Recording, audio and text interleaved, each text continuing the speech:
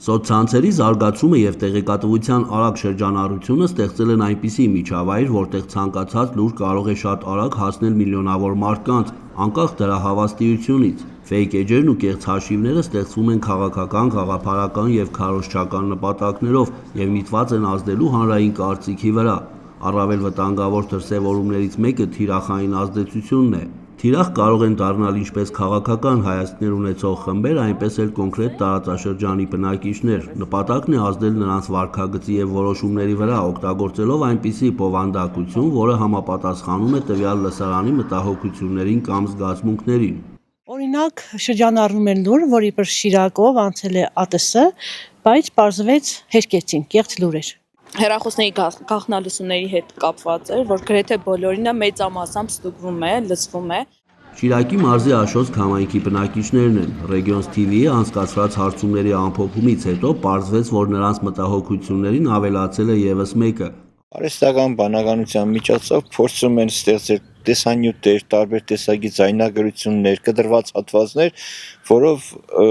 կարողանում են հաջողացնել իրենց վատ նպատակները։ Մարդուն արադավորելը ինչ է, կարող է նույն իր պատկերով իրականությունը ստեղծի, հա։ Դիմում են հենց այդ chat GPT-ին, որպեսզի ինչով բուժվենք, ինչ տեղորակ է պետք, այսինքն եւ լավ կողմ ունի եւ իհարկե շատ բացասական։ Ես հիշում եմ, որ նոր էս ամեն ինչը շորշոպը սկսվել, մեր այնց կատակով հին լուսանկար է արել, սև ու սպիտակ, իբր հոկտեմբերանում թե որտեղ ինչ որ պեղումների ժամանակ ինչ որ ահռելի մեծ կամախք թե մարդիկ եկան սկսեցին լուրջ ինչ որ բաներ անել, ես տենց էլ գիտեի բան։ Արհեստական բանականությունը բազմաթիվ դրական կողմեր ունի եւ օգտակար հնարավորություններ է տալիս, նշում է մեդիա փորձագետ Սամվել Մարտիրոսյանը, ավելացնելով, այն նաեւ բացասական առումով է փոխել խաղի կանոնները եւ այնպիսի սրընթաց զարգացում է ապրում, որ հաճախ նույնիսկ մասնագետները չեն կարողանում առաջին հայացքից բացահայտել կեղծիքը։ Ամենավատ բանը է, որ կեղծիք սարքել էժանացել է։ Այսինքն այն ռեսուրսը, որը կեղծիք սարքողները ծախսում էին ինչ-որ իման սարքեր վրա ու պետք էր մասնագետ, Photoshop անող, ֆլան, բան, ու պետք է օրինակ 5 հոգով մի կեղծիք սարքեին, հիմա մի հոգի 5 կեղծիք սարքում է 5 անգամ ավելի արագ, քան նրանք կարողանում են թիմով անել։ Ինչպես ընդգծում է մեդիա փորձագետը, կան տնական ֆեյքեր, օրինակ ասենք քաղաքական ուժը իր ֆեյքաբուծարանն ունի, եւ կան մարդիկ, որոնց համար դա բիզնես է, ունեն տարբեր ֆեյք էջեր եւ գումարի դիմաց պատրաստ են ծառայություններ մատուցել, ոչ միայն մարդուն սևացնելու, այլև դրական կերպար ստեղծելու համար։ Իսկ դա արդյոք միշտ պարզ ու հասկանալի է ոչ մասնագետի համար։ Ֆեյք լուրերը ինձ թվում է ունեն մեկ ազդեցություն՝ խոճապ առաջացնել։ Ամենառաջին հոգեբանական այդ խնդիրները։ Պանիկան առաջի հերթին։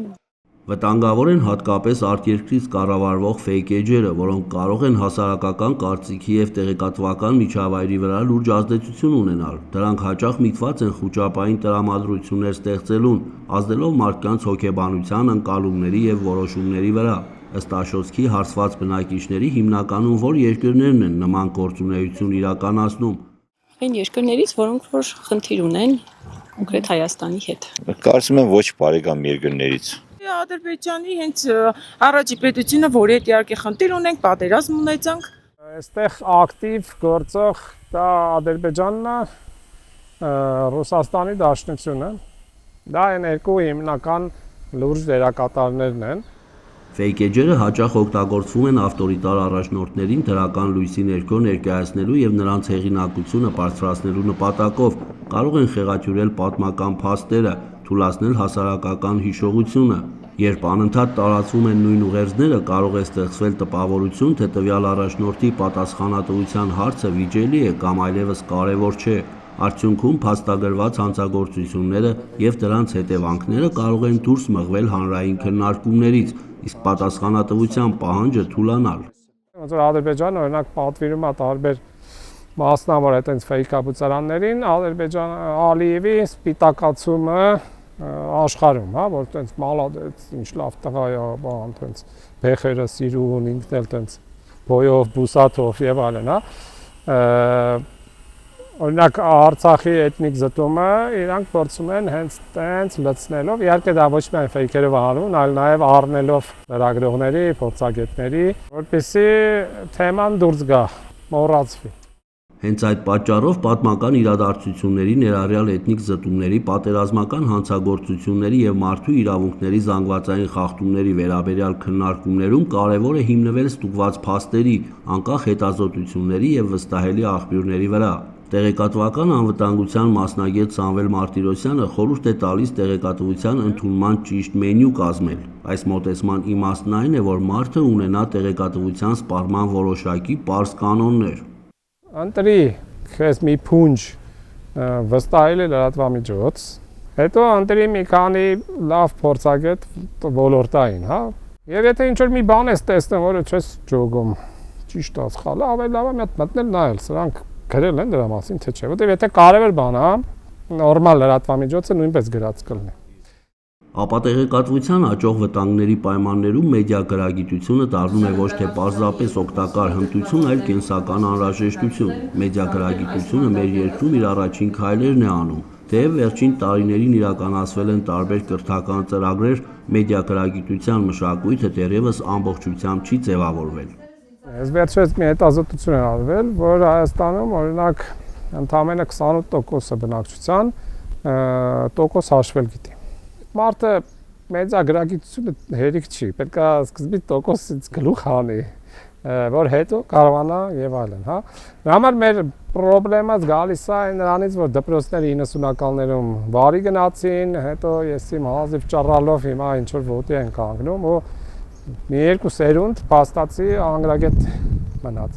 Ու երկրորդը մենք շատ ծանր իրավիճակում ենք ապրում այս պատերազմից սկսած,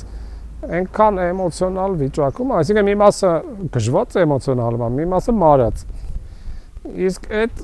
արդեն խանգարում է ճիշտ ձևով մեդիան ընկալել։ Այդուհանդերձ ամեն մի նոր ծրագիր, դասընթաց եւ իրազեկման արշավ նպաստում է այնպիսի հասարակության ձևավորմանը, որը կարող է ոչ միայն սպառել տեղեկատվությունը, այլև քննադատաբար վերլուծել եւ գնահատել այն։ Մեդիա գրագիտության զարգացումը պետք է դիտարկել որպես կրթության եւ ժողովրդավարական հասարակության ամրապնդման կարևոր նախապայման, եւ այդ գործին ըստ մեդիա փորձագետ Սամվել Մարտիրոսյանի պետք է ներգրավված լինեն բոլորը, եւ պետական կառույցները, եւ լրատվամիջոցները, եւ հասարակական կազմակերպությունները։ Էդուարդ Մխիթարյան, Համբարձում, Պապոյան, Արսեն Գրիգորյան, Regions TV։